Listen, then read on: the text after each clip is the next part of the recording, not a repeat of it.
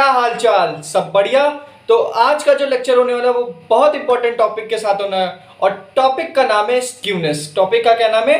Skewness नाम है। तो चलिए बिना टाइम वेस्ट किए लेक्चर की शुरुआत करते हैं। क्लियर होगी बात?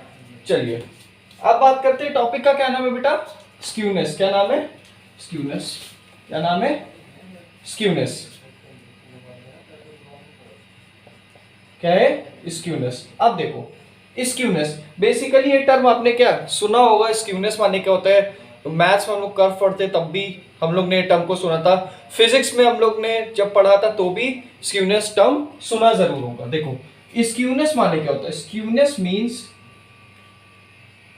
Lack of symmetry. क्या होता है बेटा? लैक ऑफ सिमेट्री होता है। क्या होता है बेटा?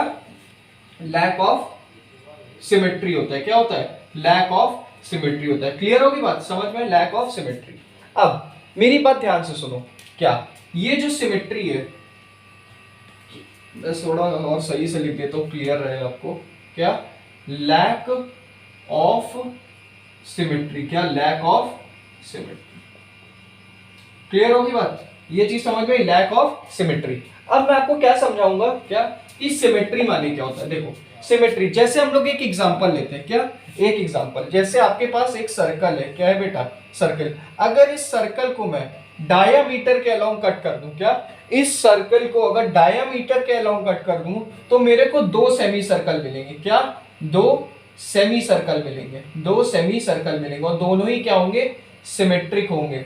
सिमेट्रिक होंगे अबाउट, सिमेट्रिक होंगे अबाउट डायामीटर, सिमेट्रिक होंगे अबाउट डायामीटर। क्लियर होगी बात? अगर मैं सर्कल को कट करूं डायामीटर के अलोंग तो दो सेमी सर्कल बनेंगे और दोनों ही सेमी सर्कल सिमेट्रिक होंगे अबाउट दिस डायामीटर, डायामीटर के। क्लियर? और एक चीज समझाता हूं, समझो मेरी बात को। जैसे आपके पास क्या है? स्क्वायर है। क्या है?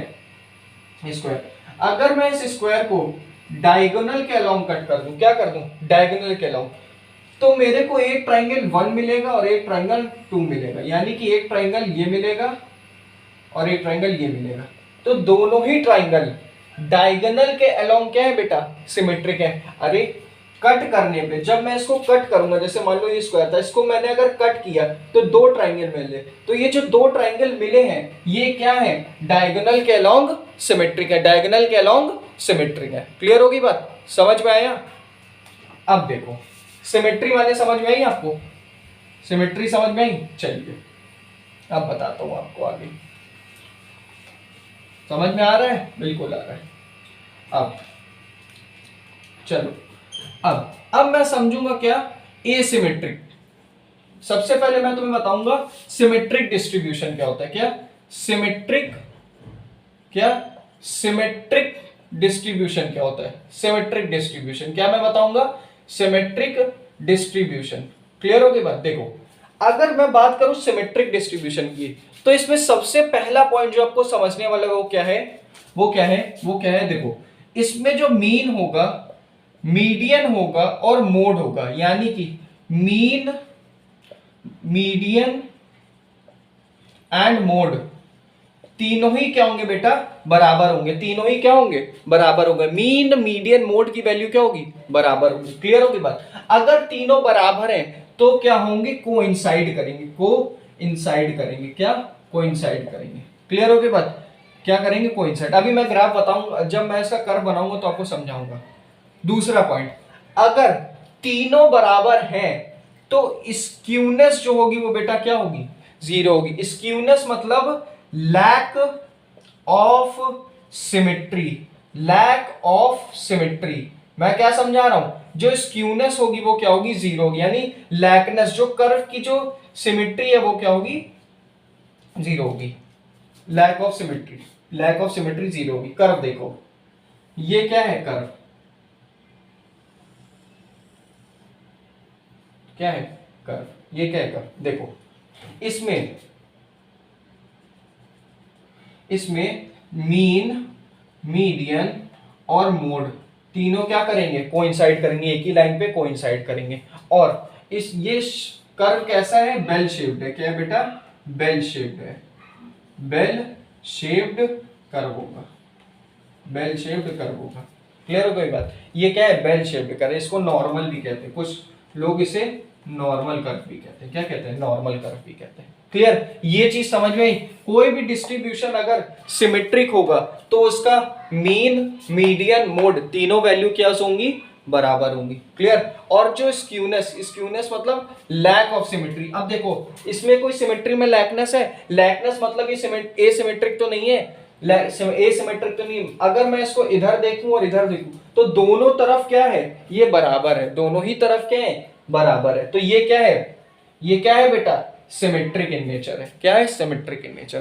तो इसे कहते हैं हम लोग सिमेट्रिक डिस्ट्रीब्यूशन। याद करने वाली चीज ये है बेटा, याद रखो क्या, अगर तीन मीन, मीडियन, मोड बराबर हो गए तो स्क्यूनेस क्या होगी, जीरो होगी। स्क्यूनेस क्या होगी बेटा, जीरो। स्क्यूनेस क्या होता है, लैकनेस ऑफ सिमेट्री होता है। क्लियर हो गई बात, समझ में आया। अब बताता हूं, अब आपको बताता हूं क्या, अब आपको मैं बताता हूं क्या एसिमेट्रिक डिस्ट्रीब्यूशन क्या होता है। क्या बेटा, asymmetric distribution, asymmetric distribution, asymmetric, asymmetrical distribution. Clear होगी बात। एसिमेट्रिकल डिस्ट्रीब्यूशन की बात करो, देखो जो एसिमेट्रिकल डिस्ट्रीब्यूशन यानी जो चीज सिमेट्रिक नहीं है, जो चीज सिमेट्री नहीं है उसमें क्या है, लैकनेस है, लैकनेस ऑफ सिमेट्री। और लैकनेस ऑफ सिमेट्री को ही हम लोग क्या बोलते हैं, स्क्यूनेस बोलते हैं।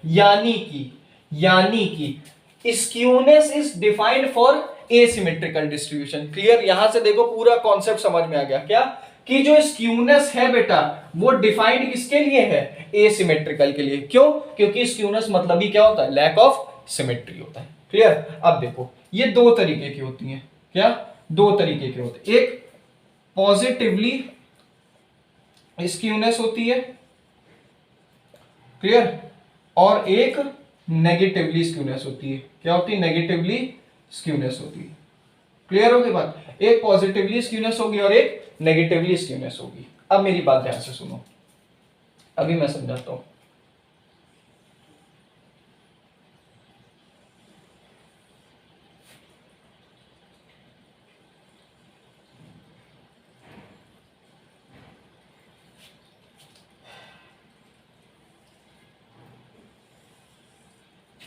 ठीक है, मेरी बात ध्यान से सुनो। देखो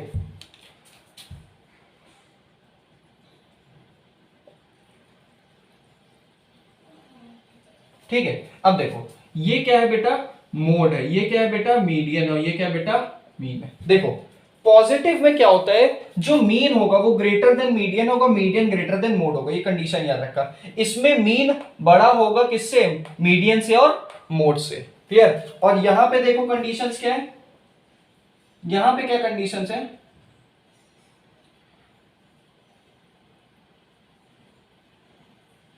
ठीक, यहां पे देखो कंडीशंस, यहां पे जो कंडीशंस है वो क्या है, जो आपका मोड है वो बड़ा होगा। क्या, मोड किससे बड़ा होगा, मीडियन से, और मीडियन किससे बड़ा होगा, मीन से। क्लियर। और इसमें क्या, देखो एक चीज इसमें याद रखना, पॉजिटिवली स्क्यूनेस में क्या होता है, जो आपकी लॉन्गर टेल होती है, लॉन्गर टेल, वो लॉन्गर टेल यानी कि ये टेल, ठीक, ये राइट साइड में होती है। क्या होती है बेटा, राइट साइड में होती है। क्लियर। और लेफ्ट, सॉरी, नेगेटिवली स्क्यूनेस में आपका ये लॉन्गर टेल कहां पे होगा, बोलो कहां पे होगा, ये राइट है और ये लेफ्ट, तो किस तरफ होगा, लेफ्ट की साइड होगा। किस तरफ होगा, लेफ्ट की साइड।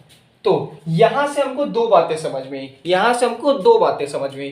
क्या समझ में आई, देखो कि कोई भी चीज स्क्यूड, कि स्क्यूनेस की कंडीशन देख लो, क्या, लैकनेस ऑफ सिमेट्री को क्या कहते हैं, स्क्यूनेस कहते हैं। ठीक, स्क्यूनेस बेटा तभी पॉसिबल, यहां से हमको दो चीज समझ में, क्या, स्क्यूनेस तभी पॉसिबल है जब mean not equal to median and median not equal to mode.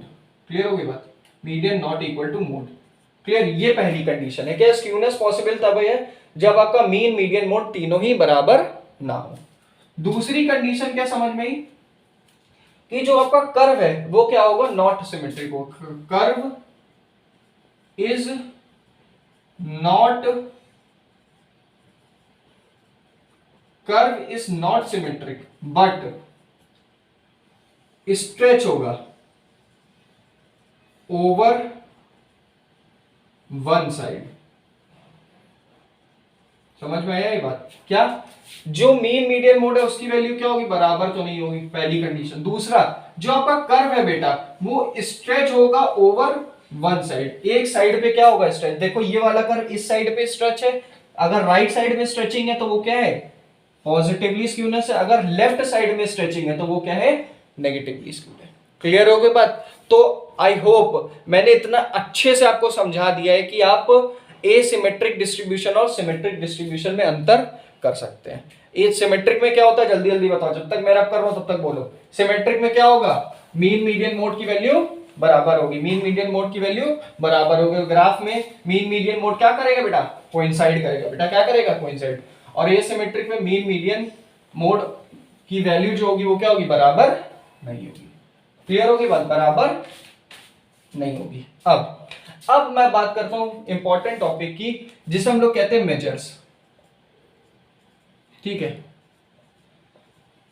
Measures, major क्या मेजर करना है, coefficient, coefficient of skewness, coefficient of skewness.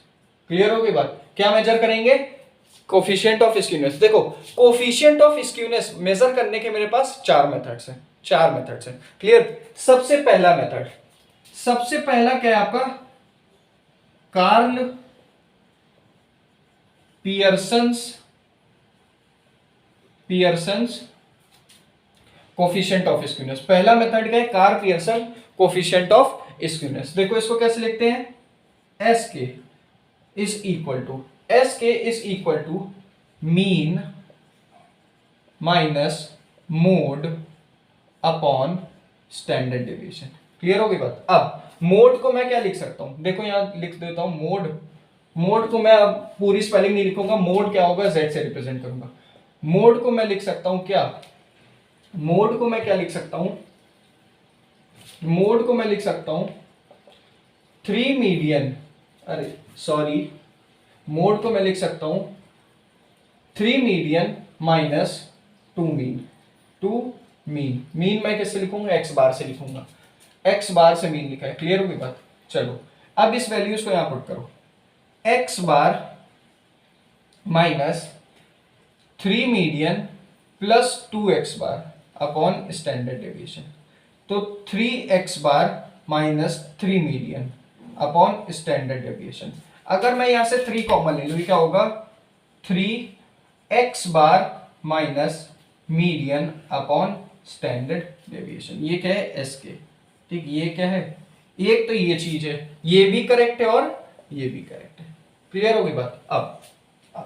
अब देखो, अगर कंडीशन, सबसे पहली कंडीशन देखो, ये मैं छोटू सा इसको यहां लिख देता हूं कि मैंने z is equal to 3 median minus 2 mean लिखा है। ठीक, अब देखो यहां पे पहली कंडीशंस, अगर मीन माइनस मोड, अगर मीन जो होगा इक्वल टू मोड हो जाए, अगर मीन इक्वल टू मोड हो जाए, दोनों वैल्यू क्या हो गई, सेम हो जाए, तो ये टर्म क्या हो जाएगा, जीरो। और ये क्या है, देखो एक चीज और तुम्हें बतानी है, जो स्टैंडर्ड डेविएशन होता है बेटा वो क्या होता है, अंडर रूट ऑफ वेरिएंस होता है। क्या होता है, अंडर रूट ऑफ वेरिएंस। और वेरिएंस हमेशा क्या होता है बेटा, पॉजिटिव होता है। तो नीचे वाला टर्म क्या होगा, हमेशा पॉजिटिव होगा। क्लियर हो गई बात? Mean is equal to mode हो जाए तो ये टर्म क्या हो गया, जीरो हो गया। क्या हो गया, स्क्यूनेस क्या हो जाएगी, जीरो हो जाएगी। क्या हो जाएगी, जीरो हो जाएगी। क्लियर? दूसरी कंडीशन, अगर mean minus mode greater than zero हो जाए। ग्रेटर देन जीरो का मतलब देखो, अगर मीन बड़ा हो जाए किससे, मोड से। अरे भाई ये नेगेटिव है, इधर आएगा पॉजिटिव। अगर मीन बड़ा हो जाए किससे, मोड से। मीन बड़ा हो जाए तो ये बड़ा है, ये छोटा है। किसी भी बड़े नंबर से छोटे नंबर को माइनस करोगे तो आंसर क्या आएगा, पॉजिटिव। तो जो कोफिशिएंट ऑफ स्क्यूनेस, देखो जो कोफिशिएंट ऑफ स्क्यूनेस, इसको COS से लिख देते हैं यहाँ पे। ठीक है, COS, कोफिशिएंट ऑफ स्क्यूनेस जो होगी बेटा वो क्या होगी, पॉजिटिव होगी। क्या होगी बेटा, पॉजिटिव होगी। क्लियर होगी बात? और तीसरी कंडीशंस क्या है, अगर mean minus mode less than zero हो जाए, यानी कि मीन जो है वो छोटा हो जाए किससे, मोड से। क्लियर होगी बात? क्या अगर देखो यहाँ पे अगर मीन छोटा है और मोड बड़ा है तो ये पॉजिटिव है नेगेटिव। अगर नेगेटिव नंबर बड़ा है तो बड़े नंबर से छोटे नंबर को माइनस करेंगे तो आंसर भी क्या हो जाएगा? नेगेटिव हो जाएगा। क्या हो जाएगा? नेगेटिव हो जाएगा। तो जो कोफिशिएंट ऑफ स्क्यूनेस है वो क्या हो जाएगी? नेगेटिव हो जाएगी। क्या हो जाएगी? नेगेटिव हो जाएगी। क्लियर? देखो मेरी बात समझो, ऐसे समझो, यहां पे डिपेंड किस पे कर रहा है? एस के डिपेंड कर रहे हैं मीन माइनस मोड पे। ठीक है, अगर इसकी वैल्यू नेगेटिव है तो स्क्यूनेस भी क्या होगी? नेगेटिव होगी। अगर इसकी वैल्यू पॉजिटिव है तो स्क्यूनेस भी क्या होगा बेटा? स्क्यूनेस भी क्या होगा बेटा? पॉजिटिव होगा। क्लियर होगी बात? अब मैं आपको क्या आगे समझाता हूं। ये चीज क्या है समझ में? ये क्या होता है? कार्ल पियर्सन का कोफिशिएंट ऑफ स्क्यूनेस मेजर करने का तरीका है। क्लियर होगी बात? चलिए अब आपको बताता हूं। नेक्स्ट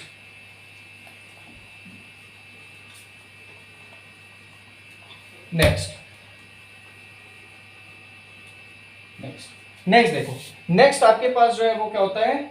बाउलीस का। क्या? बाउलीस कोफिशिएंट ऑफ स्क्यूनेस, COS, ये कोफिशिएंट ऑफ स्क्यूनेस है। क्लियर होगी बात? तो देखो इसको मेजर करने का क्या तरीका है? SK is equal to Q3 minus Q1 plus Q3 plus Q1 होगा बेटा।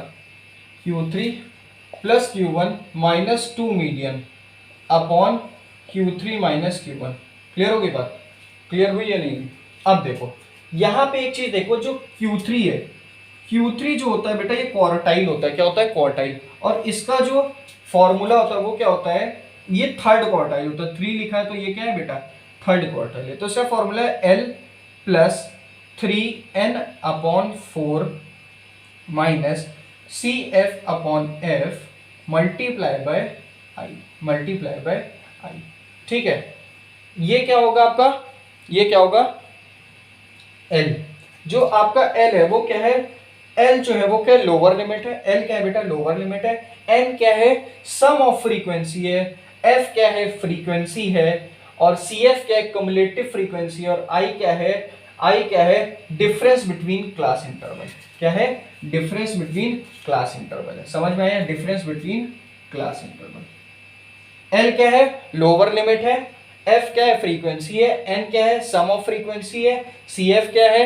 Cumulative frequency. एंड I क्या है? Difference between class interval. ठीक, ये Q3 का। Q1 का फार्मूला क्या है? बस 3 की जगह मेरे को क्या करना है? 1 करना है।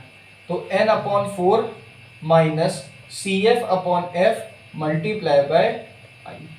क्लियर होगी बात? समझ में आया? चलो अब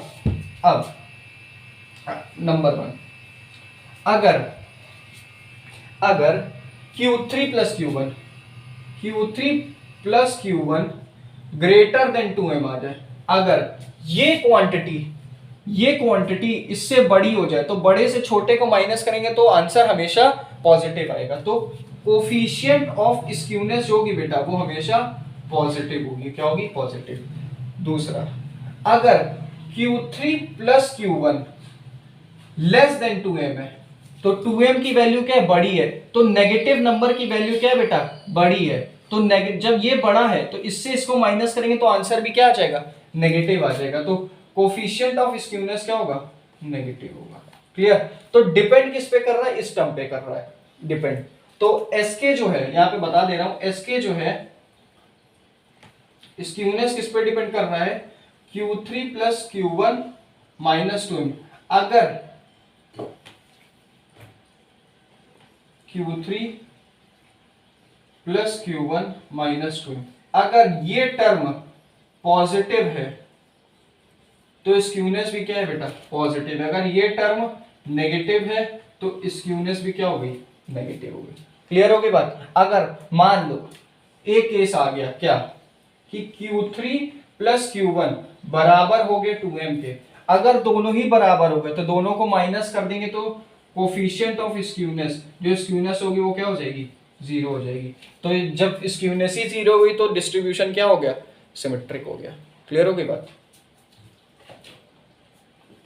चलिए ये चीज समझ में आई? चलिए अब मैं आपको आगे बताता हूं।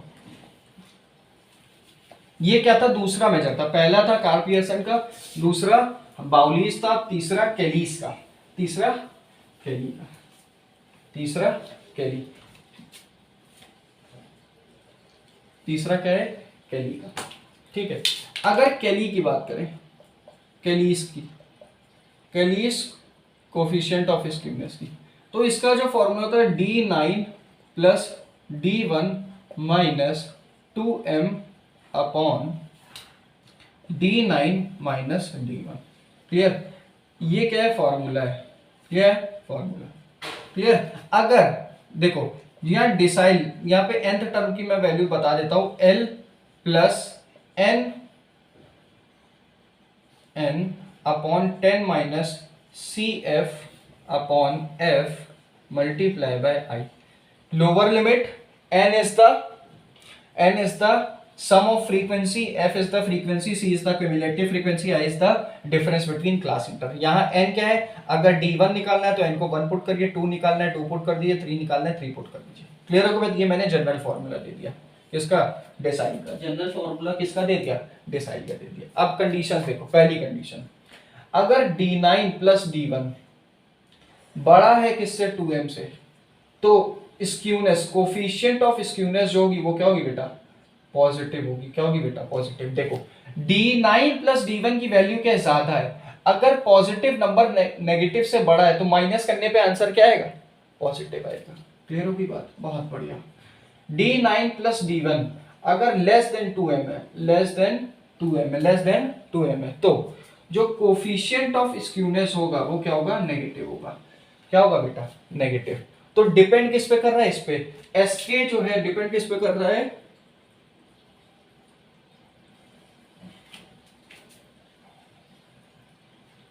इस पे डिपेंड कर रहा है, D9 plus D1 minus 2m। Clear हो गया भाई? D9 plus D1। अगर देखो इसकी वैल्यू पॉजिटिव है तो स्क्यूनेस भी क्या है, पॉजिटिव। इसकी वैल्यू नेगेटिव है तो स्क्यूनेस भी नेगेटिव है। क्लियर हो गई बात? समझ में आया? ये चीज क्या कर लीजिएगा, आप पढ़ लीजिएगा, समझ लीजिएगा। क्लियर?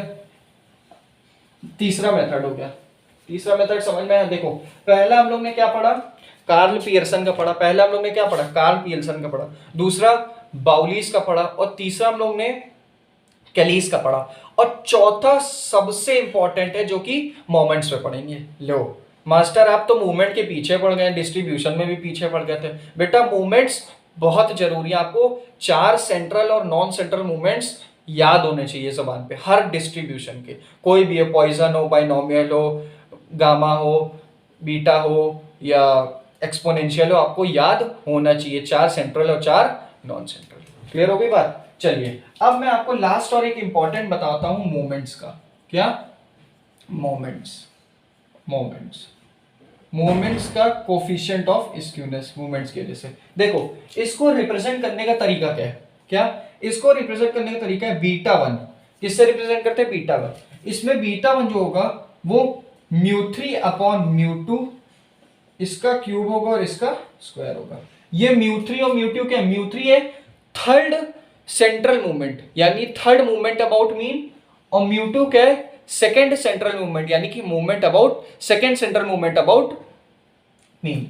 जो μ2 है बेटा, यही क्या था बेटा, यही क्या था बेटा, यही क्या था बेटा, वेरिएंस था। यही क्या था बेटा, वेरिएंस था। और वेरिएंस हमेशा क्या होता है, पॉजिटिव होता है। वेरिएंस क्या होता है, हमेशा पॉजिटिव। तो यहां से क्या पता लगा, ये तो वैल्यू क्या होगी, हमेशा पॉजिटिव। अब दिक्कत पता है क्या पड़ी, इसका साइन देखने में, इसका साइन। तो एक अंकल थे, एक प्यारे से अंकल थे, उन्होंने बेटा हम लोग को बताया, क्या बताया कि इसमें रिलेशन बताया गामा में। जो गामा वन है, ये गामा है, गामा वन जो होता है वो अंडर रूट बीटा वन के बराबर होगा। अगर मैं बीटा वन की वैल्यू रखूं यहां पे तो क्या होगा, μ3 स्क्वायर अपॉन μ2 क्यूब। तो यहां से μ3 बाहर आ गया, अंडर रूट μ2 की वैल्यू 3/2 हो गई। ये हो गई। अब इन्होंने क्या बताया, गामा की जो गामा डिपेंड किस पे करेगा, गामा डिपेंड करेगा μ3 पे। किस पे डिपेंड करेगा, μ3 पे। डिपेंड करेगा। कैसे डिपेंड करेगा मैं आपको बताता हूं। देखो ये क्वांटिटी हमेशा क्या है बेटा, ये क्वांटिटी तो हमेशा क्या होगी, पॉजिटिव होगी। क्या होगी, पॉजिटिव। क्यों, क्योंकि ये वेरिएंस है। इन्होंने क्या बताया, μ3 का जो भी साइन होगा वो किसका साइन हो जाएगा, गामा 1 का, गामा 1 का साइन हो जाएगा, गामा 1 का साइन। देखो पहली कंडीशन, अगर μ3 0 हो गया तो गामा 1 भी क्या हो गया, 0। यहां 0 पुट कर दो तो ये भी 0 और ये भी 0, तो गामा 1 0, तो यानी स्क्यूनेस भी क्या हो गई बेटा, 0 आ गई। स्क्यूनेस भी क्या आ गई, 0 आ गई। दूसरा, अगर μ3 बड़ा है 0 से, अगर μ3 अगर 0 से बड़ा होगा तो हमेशा ये नंबर क्या हो जाएगा, पॉजिटिव। तो गामा 1 क्या हो जाएगा, ये भी 0 से बड़ा होगा। जब 0 से बड़ा होगा तो स्क्यूनेस जो होगी वो क्या हो जाएगी, पॉजिटिव हो जाएगी। क्या हो जाएगी, पॉजिटिव। और तीसरी कंडीशन इन्होंने क्या होता है, अगर μ3 0 से छोटा हुआ तो गामा 1 भी क्या होगा, 0 से छोटा होगा। क्यों, अगर ये 0 से छोटा है तो ये भी नेगेटिव हो गया, ये नेगेटिव हो गया। अगर ये क्वांटिटी नेगेटिव हो गई तो ये क्वांटिटी नेगेटिव है तो गामा 1 भी क्या हो गया, नेगेटिव। अगर ये पॉजिटिव है तो गामा 1 भी क्या हो गया, पॉजिटिव हो गया। क्लियर, यानी गामा 1 डिपेंड किस पे कर रहा है, μ3 पे डिपेंड कर रहा है। क्लियर, तो अगर ये 0 से छोटा है, μ3 0 से छोटा है, और कोई भी चीज 0 से छोटी होती है वो हमेशा क्या होती है बेटा, वो हमेशा क्या होती है, नेगेटिव होती है। वो हमेशा क्या होती है, नेगेटिव होती है। क्लियर होगा। तो फिशर, साइंटिस्ट का क्या नाम था, फिशर नाम था। क्या नाम था, फिशर। क्या नाम था बेटा, फिशर। फिशर ने ये रिलेशन दिया था। क्या, ये रिलेशन याद रखना बहुत इंपॉर्टेंट है, ये रिलेशन क्या करना, याद कर लेना। फिशर ने ये रिलेशन दिया था क्या, कि गामा 1 जो होगा equal to under root of beta 1 होगा। क्लियर होगा भाई। तो हम लोग ने आज क्या क्या पढ़ा, हम लोग ने आज पढ़ा कार्ल पियर्सन मेजर पढ़ा था। सबसे पहले स्क्यूनेस पढ़ा। स्क्यूनेस में क्या पढ़ा, लैक ऑफ सिमेट्री होती है स्क्यूनेस। एक चीज मैं आपको बताना भूल गया, क्या, स्क्यूनेस जो होता है बेटा ये हमको आइडिया देता है। It gives idea about the shape of a curve, shape of a curve. ये हमें स्क्यूनेस क्या है, आइडिया देता है। ये स्क्यूनेस का मैं छोटा सा पॉइंट बता देता हूं, बताना भूल गया कि जो स्क्यूनेस आता है आइडिया देता है कि कर्व का शेप कैसा होगा, कि मतलब वो कर्व दिखेगा कैसे। क्लियर, तो हम लोग ने ये चीज पढ़ी, स्क्यूनेस क्या होता है। फिर हम लोग ने एसिमेट्रिकल डिस्ट्रीब्यूशन देखा, symmetrical distribution, skewness define for asymmetrical distribution जिसमें पॉजिटिवली डिस्ट्रीब्यूशन और नेगेटिवली, जिसमें मीन मीडियन, मीन बड़ा हो मीडियन से, मीडियन बड़ा हो मोड से, तो वहां पे पॉजिटिवली होता है। जिसमें मोड सबसे बड़ा हो, उसके बाद मीडियन हो, उसके बाद मीन हो, तो वो नेगेटिवली स्क्यूड होता है। क्लियर। फिर उसके बाद हम लोग ने मेजर्स देखे, जिसमें कार्ल पियर्सन का पढ़ा, बाउलीज का पढ़ा, कैलीस का पढ़ा एंड मोमेंट्स का पढ़ा। तो आई होप आपको आज का लेक्चर पसंद आया होगा। तब तक के लिए पढ़ाई करते रहिए। All the very best.